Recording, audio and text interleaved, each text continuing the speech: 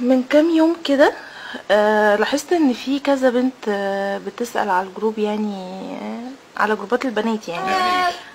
بصور فيديو. تصورين انا فيديو يعني ولا؟ لا انا بصور انا فيديو ليا.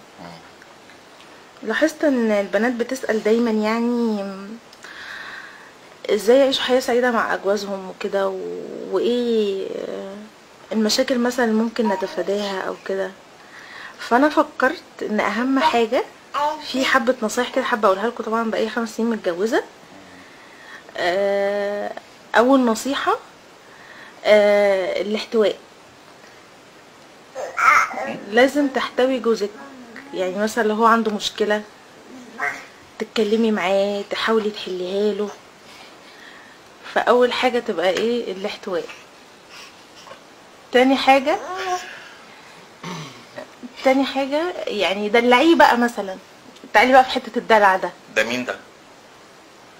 لا انا بتكلم في فيديو عن الدلع. ايه مش بدلعك؟ ده في الفيديو. اصحي قبليه مثلا بنص ساعة، فطريه، اعملي له فطار ياخده معاه الشغل برضو. لو النبي. مش انا بعمل لك؟ ده المتجوزين بيعملوا كده؟ مش انا بعمل لك فطار الصبح؟ اقول يعني ولا؟ طبعا طبعا يا حبيبه قلبي، تسلم ايدك، تحفه طبعا. طبعا برضو يعني لازم برضو ايه تحضري له الحمام، ياخد دش قبل ما ينزل. ده مين ده؟ في ايه يا عماد؟ انت مستغرب ليه وانا مش بحضر لك الحمام؟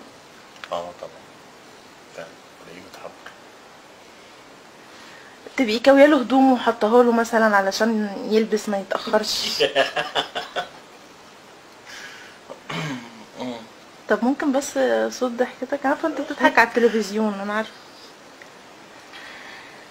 في النهايه يعني الجواز دوت اهم حاجه فيه التفاهم.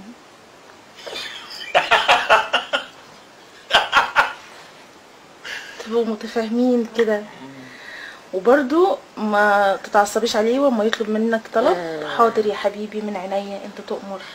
الكلمه الحلوه برضو جميله يعني. والنبي حبيبي هات والنبي اشرب شويه ميه. وانت اتشليت ما تقوم تجيبها لنفسك.